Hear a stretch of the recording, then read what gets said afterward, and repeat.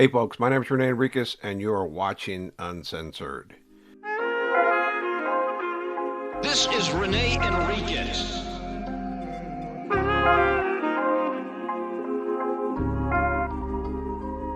Nickname Blackhand of the Mexican Mafia. Prison gang politics. So there's a lot of questions pouring in about, the status of individuals we do episodes on. So I thought today that I would do a where are they now? What's their status, or, what's their health, and, are they incarcerated or not? And there's been a lot of people we mentioned that we've done episodes on. But the first one I wanted to start is where we started. That was the marijuana dispensary extortion with Ruben Soto, Mike Moreno, and Cholo Mora. So let's take off there. Let me give you an update. I heard just the other day that Ruben Soto had passed away. Somebody posted it on TikTok. Not true. Ruben Soto has 9 lives. He was actually released from prison recently on a medical discharge, right? As a compassionate release. It's where they go before a judge and you petition under California Penal Code 1170. And there's another CDCR application. I don't think it was Administrative Code 3378, but I can look it up. I don't have a California Administrative Code in front of me, but there is a clause in there that you can apply for compassionate discharge, right? It's the same thing that Babo did. Babo from Florencia, Braulio Castellanos.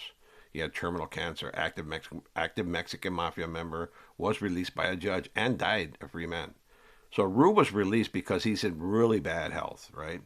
In fact, he's suffering from dementia. He's got a lot of issues with his health, and he's in pretty bad shape. But as of yesterday, he was still alive, according to my sources, the individuals in the know. And I'm doing further investigation on that to find out. I'm looking into it, right? I'm not investigating anything, but I'm looking into it. Let's say it that way, because I think it sounds lame when you say that. And so Rube's out, living his best life. Let's hope, he's removed from the criminal element, and he's just, cruising along, enjoying his last days. I mean, I'd want to die a free man. I'd want to die breathing free air. I'd want to die with my dog next to me. That's how I'd want to go. Um, but I can't speak for him, and I'm not going to assume that he's still involved. I know that he no longer has the mental capacity to function as a carnal, and a lot of carnales said you just ignore him while he was in the county jail and these other locations because he was trying to make carnales everywhere. They would just give him dope and placate him, and that's how he lived his life in jail. Uh, then there's Mike Moreno. Mike Moreno, also known as Boo Boo, Mike Boo, was also released after completing his sentence for this case. He was acquitted in Operation Dirty Thirds, or Operation La Hala, excuse me, the one with Fox Tapia, and he was released. Right, he served his state sentence and got released. He's living in Northern California in a semi-retired state. Let's hope he stays that way. I haven't heard him involved in anything, but you can bet your bottom dollar that law enforcement is scrutinizing these guys. Right, they're all over him. Anytime an active cardenal paroles, law enforcement is all over him, and there are informants around them. And let's face reality here, right? They don't really need informants.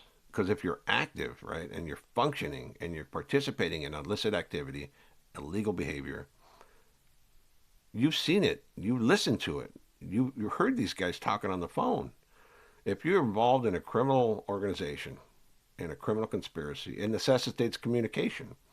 So they really just tell themselves. You've heard the calls where they're asking about extortion monies or drugs or eliminating people, and they say it straight out. So there's really, there's going to be informants always. There's going to be somebody around them that's going to flip. Somebody's going to catch a case. Somebody's going to get a parking ticket and not want to pay, and or somebody's going to want to have the car towed and want to get out of it. I'm being facetious, obviously, but somebody's going to run into a jam and want to get out of it, and they're going to utilize these guys to get out of it. That is a given. That's the nature of the beast. But to exacerbate that and to further compound it, these guys talk on the phone. You have to. I think some of them lack the intellect to speak in a discreet manner, but I also think this: some of them just don't care, right? They just don't care, and they don't care who gets indicted as long as they achieve their goals. So that's something to think about. If you're on the end of this and people are calling you, you may want to think twice about having that conversation on the phone, right? And I'm not in any way facilitating criminal behavior. I'm just telling you the real. There is law enforcement somewhere in a little room listening to these calls, recording them, and you will be indicted. So then there's Cholo Mora. Cholo Mora flipped. He cooperated. In fact, Cholo Mora, Dreamer, and Bam Bam, Cholo Mora, Dreamer Rodriguez, both flipped. Right? They were made with Bam Bam Bombardier. Remember, Cholo, Dreamer, and Bam Bam were all made in the same one fell swoop by Rube Soto. Rube Soto was prolific at making Mexican mafia members. He did it in the feds. He dropped brothers everywhere he went, and not just one. He'd do multiples, right? And none of them survived. None of them survived. So if call me crazy, if Rube Soto came to me today and said I want to sponsor you in the mob, I said no, no thanks, bro. I'm cool. I'm good. Because those guys end up getting whacked. They end up getting put in the shelf. They end up getting whacked. They get politicked on heavily. And I think part of that is that Rube Soto abused that process.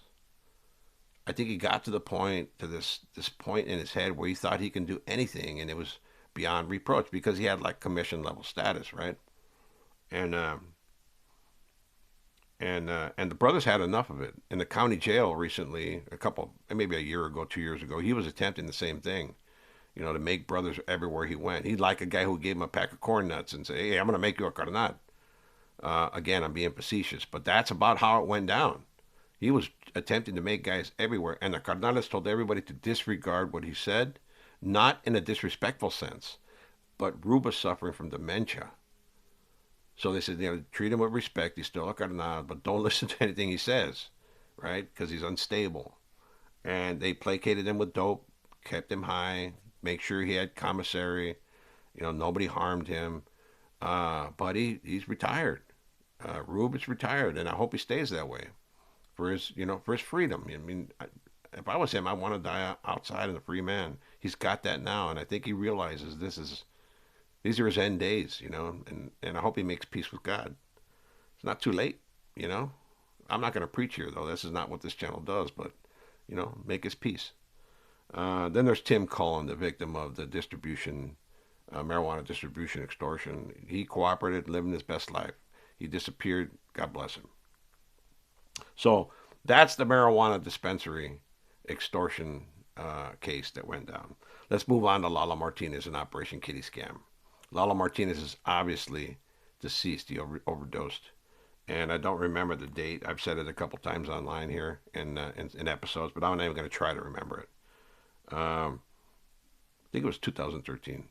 But I'm sure Luis Hernandez will correct me with the exact date. And I welcome his correction. That's our in-house expert, folks. He's always in the comments putting out gems of information. And they're accurate.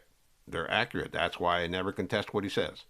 So Lalo Martinez overdosed in the county jail. In fact, I was doing a training that day for Jackie Lacey when she was the then district attorney. She was present.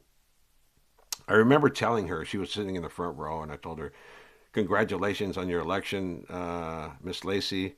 I would have voted for you, but I'm a convicted felon." And the whole crowd started laughing. There was about 300 prosecutors there.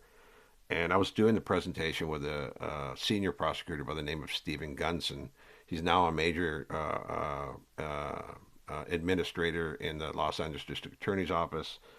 And after this presentation, it was on Lalo. We were talking about the whole kitty scam operation, which was investigated by Detective Francis Hardiman from Los Angeles Sheriff's Department. Great genius of a guy in the mob. This guy has like encyclopedic knowledge on this stuff, and he amazed me, right? And Mr. Gunson was a really good prosecutor, man, and I got along well with him. So I do the presentation with him. We're on the way back to my jail facility, this little jail I was housed at, and we get a text from Gunson. It was about 2:30, and he told us that Lalo overdosed. Funny story. I heard that um, as Lalo was laying on the floor, deceased, that somebody fished his tennis shoes out of the cell and kept them because I guess they were good kicks. I don't know. They wanted those shoes apparently. Uh, but Lalo was, hardcore drug addict. That's all he was. He wasn't a killer. He was not a killer. I've said this 1,000 times. Lalo was not a killer. I don't know how he got in. He had all the tattoos and the big mustache, but he did not have that killer, hardcore, shark eye look. He did not. He did not. He did not. It wasn't him. He was in it for the dope, and that's reflected in a couple of things, right? In one instance, he wanted a guy eliminated for the death of his brother, and he had that carried out, right? But when he had the personal opportunity to do so in Los Angeles County Jail, the shooter was there on the tier with him. He didn't do it before he was a member, before he was a mid guy. He was there with the guy who eliminated his brother and wouldn't do it himself. And had that been me, that guy would have been in trouble. And that's all I'll say about that. And I think that's a testament to who he was. He didn't do it himself. But a few years later, after he makes his bones, he sends somebody to, boom, eliminate the guy responsible for his brother's death. So Lalo was deceased. Then there was Cecilia Virgen, one of his main uh, secretaries. Cecilia Virgen was in Kansas running operations for him, and we run a few of her calls. In fact, we're gonna be doing a series of her calls in the very near future and do a profile on her. Uh, she's recently been released from federal custody. She's in a halfway house, serving out the remainder in supervised release. And I think you'll enjoy the series coming up on her. In fact, she had so much power in her mind, right, that she autonomously made hits, called hits, had people issued sopas. Sopas, that's what she called them, right, which is an assault, right? And we're going to go through her calls. I'm going to break those down, but she got headstrong. She got headstrong. She abused her authority, and we're going to display that in a week-long series that we're going to do on her. Then there was Barela, another secretary for Lalo Martinez. We ran a call with her where she uh, authorized a hit on an individual from MS-13, and she went to prison for that case. She's been released, but you know what? I got a lot of empathy for her. She's changed her life. She suffered in prison, and that's the extent that I'll say of that, right? I don't want to go into the details. I saw her on Indicted TV. She did an interview, and I have quite a bit of empathy for her. She's living a good life, from my understanding. So I'm not going to sit here and bash her. I don't want to bash anybody, right? These are things that they did and not who they are today. I want to make that clear. So Rhoda Barela was released from her prison sentence. She's living a good life, and I'm thankful that she got out. Then there's Lisa Barboa and Michael Sperling, husband-wife duo. I ran a couple other calls, and we'll be doing more on them in the future as well. I believe that Lisa Barboa was released. I believe that Michael Sperling got subsequently indicted in Operation Dirty Thirds. He may still be serving a sentence. I'm uncertain of that. And there's Lora Hernandez. Lora Hernandez was also one of the early secretaries for Lalo Martinez. Um, she also went to prison for 7 years and was recently released. I don't know what her activities are. I hope she's doing well. Uh, there's also Creeper from Pico.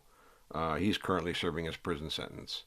And that's an update on all these folks in these cases. I will get into Operation Big Cat and Operation Black Flag next, but I wanted to give you those updates on these people, to give you a kind of sense of where they're at today and how they're doing today. Obviously, I don't have personal contact with these people. I never would, uh, but that's what I know of them. With that said, folks, hope you enjoyed this update on where they're at today. We'll be bringing more to you. As always, have a wonderful weekend and stay safe, folks. This Peace is out. René Enriquez.